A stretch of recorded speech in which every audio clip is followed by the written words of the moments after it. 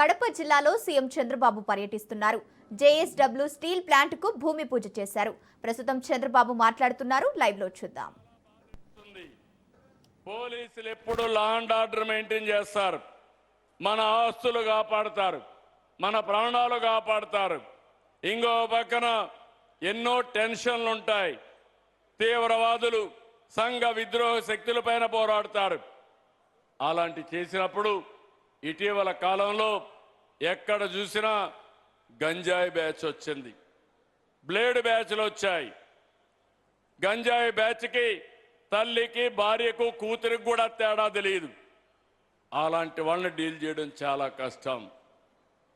అలాంటి ఒక సంఘటన జరిగితే నేను ఎప్పుడు కూడా ప్రజాస్వామ్యయుతంగా చేయాలంటాను. అదే సమయంలో చట్టపరంగా ఎవరైనా సరే కఠినంగా ఉండాలని చెప్పేది నా కోరిక. 40 ఏళ్లుగా మీరు చూశారు, సిబిఎన్ ఎప్పుడు ముఖ్యమంత్రి అయినా ఆ రాష్ట్రంలో లా అండ్ ఆర్డర్ పర్ఫెక్ట్ గా ఉంటుంది. ఎవరైనా మా ఆడబిడ్డల జోలుకు వస్తే అదే చివరి రోజు అనేది నా ఆదేశాన్ని మరొకసారి విజ్ఞప్తి చేస్తున్నాను. ఇప్పటికే మీరు చూశారు, నేను ఎక్కడికక్కడ గంజాయిని పూర్తిగా నిషేధించాం. ఎక్కడ పంట వేయకుండా కాపాడాం. ఈరోజు ఈగల్ బ్రాండ్తో పోలీసు వ్యవస్థని ప్రక్షాళన చేశాం. ఎవరైనా గంజాయి సేవించినా వదిలిపెట్టడం లేదు. కేంద్రం పూర్తిగా సహకరిస్తున్నారు. కేంద్రం కూడా ముందుకు వచ్చారు. నక్సలైట్స్ పూర్తిగా తుదమట్టించిన ఘనత కేంద్రానికి దక్కింది. అమిత్ షా అదే మరి ప్రధానమంత్రి నరేంద్ర మోడీ గారు చేశారు. ఇప్పుడు వాళ్ళు కూడా ఆలోచించి దేశంలో డ్రగ్స్ ఉండడానికి వీలు లేదు, గంజాయి ఉండడానికి వీలు లేదు, దీనిపైన పోరాటం చేయాలని ఒక లక్ష్యంగా ముందుకు పోయారు. ఈరోజు ఇక్కడ ఉండే ఒక రాజకీయ పార్టీ నాయకుడు, మన ఈ జిల్లాలో ఉండే వ్యక్తి గంజాయి బ్యాచ్ని వెనకానేసుకుని వచ్చే పరిస్థితి వస్తే బాధేస్తుంది.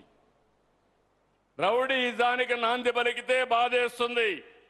పోలీసుల పైన దాడి చేస్తే బాధేస్తుంది.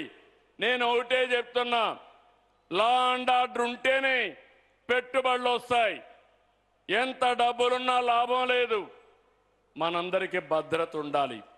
మా ఆడబిడ్డ రోడ్డు మీదకి పోతే తిరిగి రాలేని పరిస్థితి వస్తే నేను ఎన్ని లక్షల తలసరి ఆదాయం సంపాదించినా అది నిరర్ధకం. ఈ విషయం మీరు గుర్తుపెట్టుకోవాల్సిన అవసరం ఉంది. స్వేచ్ఛగా తిరిగి రావాలి, స్వేచ్ఛగా తిరగాలి. ఈ రౌడీజం పోవాలి, రౌడీ రాజకీయాలు పోవాలి. ఆ ద్వేయంతో నేను పనిచేస్తున్నా. అందుకే ఒకే ఆలోచన నాది. ఆ విషయం మీరు గుర్తుపెట్టుకోవాల్సి కోరుకుంటూ, ఇక్కడికి వచ్చినప్పుడు మీరు చూస్తే ఇక్కడ స్టీల్ ప్లాంట్ వచ్చింది. రాయలసీమ వాసులందరినీ కోరుతున్నా, 1 family 1 entrepreneur is my goal. అంటే ప్రతి ఒక్క ఇంట్లో ఒక పారిశ్రామికవేత్త రావాలి. ఇప్పుడు ఇక్కడ స్టీల్ ప్లాంట్ వచ్చింది. స్టీల్ ప్లాంట్కు అనుబంధంగా మీరు చిన్న చిన్న పరిశ్రమలు పెట్టుకుంటే మీకు ట్రైనింగ్ ఇప్పిస్తాం. ఇక్కడే 1415 ఎకరాలు అంటే 1400 ఎకరాలు యాన్సిలరీ యూనిట్స్ కేటాయిస్తున్నాం. ఇంకా ఈ ప్రాంతంలో వస్తాయి. ఈ కడప ప్రాంతంలో ఎవరెవరికి ఉత్సాహం ఉంటే వాళ్ళు ముందుకు రావాలి. రైతులు ఎంఎస్ఎంఈలు పెట్టుకోవాలి, ఫుడ్ ప్రాసెస్ యూనిట్స్ పెట్టుకోవాలి, ఎఫ్పిఓలుగా తయారు కావాలి. దానికి కావాల్సిన రుణాలు ఇచ్చి 1 ఫ్యామిలీ 1 ఆంటర్‌ప్రెన్యూర్ కింద ముందుకు తీసుకుపోతాం. ఇది కష్టమైన పని కాదు. ఇటీవల నేను చూశాను, మా డాక్రా సంఘాలు 1,45,000 మంది ఎంఎస్సీలు పెట్టుకొని మైక్రో ఆంటర్‌ప్రైజ్ చేసి దేశానికి ఆదర్శంగా నిలబడ్డారు. ఈ సంవత్సరం 5 లక్షలు చేస్తున్నాం. కడప జిల్లా మీరు ఒకసారి చూస్తే 20.5 గిగావాట్ సోలార్ వస్తూ ఉంది, విండ్ వస్తూ ఉంది, పంపుడు స్టోరేజ్ ఉంది. ఇక్కడనే మీరు చూస్తే సోలార్ వచ్చింది, పక్కనే విండ్ మిల్స్ ఉన్నాయి. పక్కనే మన గండికోటలోనే పంపుడ్ స్టోరేజ్ వస్తూ ఉంది. ఈ విషయాన్ని మీరు గుర్తుపెట్టుకోవాల్సిన అవసరం ఉంది. ఈ మూడు కలిపి అవసరమైతే బ్యాటరీ కూడా పెట్టుకుంటే కడప జిల్లా గ్రీన్ ఎనర్జీకి హబ్గా తయారవుతుంది. ఏ వస్తువు కూడా గ్రీన్ ఎనర్జీతో తయారు చేసి ప్రపంచానికి ఆదర్శం అవుతుంది. ఈ ప్రభుత్వం ఎప్పుడు కూడా ముందు చూపుతో పనిచేస్తాం. ఈరోజు గండికోట మీరు చూస్తే మైలవరం గండికోట 30 టీఎంసీ నీళ్లు పెట్టుకునే అవకాశం ఉంది. జిల్లాలో 80 టీఎంసీ నీళ్లుండే రిజర్వాయర్లు ఉన్నాయి. ఇంకా వర్షాలు పడలేదు. అయినా కూడా ఈ కడప జిల్లాలో ఉండే రిజర్వాయర్లో 48 టీఎంసీ నీళ్లు స్టోరేజ్ ఉంది. ఇది ముందు చూపు. పోయిన సంవత్సరం అన్ని రిజర్వాయర్లు ఫుల్గా పెట్టాం. కొంతవరకు 2 పంటలు వాడాం. ఇప్పుడు ఇంకా కూడా 45 టీఎంసీ నీళ్లు ఉండే పరిస్థితి వస్తూ ఉంది. అందుకే వ్యవసాయం కూడా గిట్టుబాటు ధర ఉండే వ్యవసాయం, హార్టికల్చర్, అక్వాకల్చర్ ఇవన్నీ పెడతాం. ఇంకో పక్క ఇండస్ట్రీని, సర్వీస్ సెక్టర్ని ముందుకు తీసుకెళ్తాం. ఇప్పుడే మేము వెళ్ళినప్పుడు కన్యకా పరమేశ్వర టెంపుల్కి వెళ్ళాం. ఆ టెంపుల్ చూశాను. ఆ ప్రాంతమే ఒక ప్రశాంతంగా ఉంది. అది చూసిన తర్వాత నాకు అనిపించింది, I requested Jindalji, why can't to develop this temple? Immediately he promised me he is going to make it one of the best temple with his funds. నా ఆలోచన ఎప్పుడు కూడా ఎక్కడైనా ఒక చిన్న పని ఉంటే ఏ విధంగా భాగస్వాములు చేయాలనో చేసే విధంగా ముందుకు పోతున్నాం. ఈరోజు చూస్తే 3 ప్రాజెక్టులకి I'm very happy. JSW Rayalaseema Steel Plant started today. It is 24 months. Another 24 months we are going to complete. And also we have laid the foundation stone for JSW solar plant. It is another 20,000 crores they are going to spend.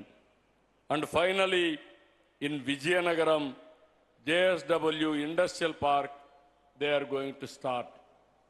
In Vizianagaram, if you see Araku Valley, before going to Araku Valley, there are nearly 300 acres of land additionally. They are going to develop one of the best tourism hub. I am very happy that is also going to come. He is going to invest. I asked him, next 4 or 5 years, I will bring projects for you. What are all possible, all these things we will do it. And also, you have to invest in Andhra Pradesh. For your investment, returns will be safe. That is our commitment. I am very happy. He is going to invest in new technologies, new areas, either drone or space technology, and also further investments in industrialization. So ఇవన్నీ చేస్తున్నాయి. ఈరోజు ఇంకొక పక్క అలగనూరు కూడా ఒకటి అడిగారు. అది కూడా ఎప్పటి నుంచో పెండింగ్ ఉంది.